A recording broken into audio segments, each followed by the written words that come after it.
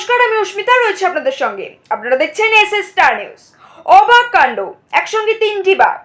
সুন্দরবনের জঙ্গলে ধরা পড়লো এক অভূতপূর্ব দৃশ্য। আসাম থেকে আসা অভিনন্দন রায়, কলকাতার ফটোগ্রাফার ফ্রান্সিস নাইক এবং ঝড়খালির তন্ময় মণ্ডল, এই তিন সদস্যের একটি টিম সোমবার সকালে ঝড়খালি ফেরিঘাট থেকে লঞ্চে করে সুন্দরবন ভ্রমণের উদ্দেশ্যে বেরিয়ে পড়েছিলেন। ঠিক দেউল ভাড়ানির কাছাকাছি পৌঁছতেই তাদের চোখে পড়ে এক বিরল মুহূর্ত, একসঙ্গে তিনটি রয়্যাল বেঙ্গল টাইগার। কিন্তু দৃশ্যটি শুধু বিরলই নয়, ছিল মনোমুগ্ধকর।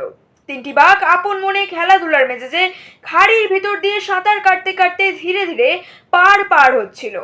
জলের উপর ভাসমান রোদ, ঢেউয়ের মৃদু শব্দ আর বাঘেদের স্বাভাবিক আচরণ, সব মিলিয়ে পুরো পরিবেশ রোমাঞ্চে ভরে ওঠে।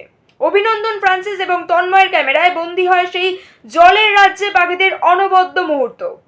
পর্যটকদের সামনে একসঙ্গে তিনটি বাঘকে সাঁতরাতে দেখা অত্যন্ত বিরল ঘটনা। তাদের মতে এটি শুধু একটি দৃশ্য নয়, সুন্দরবনের বন্যপ্রাণের শক্তি, স্বাধীনতা ও সৌন্দর্যের এক জীবন্ত প্রমাণ। সুন্দরবনের জলে জঙ্গলে এমনই বিস্ময় অপেক্ষা করে থাকে প্রতিটি দুঃসাহসী অভিযাত্রীর জন্য। শেখ সাবির আলু report, SS star news, Jharkhali.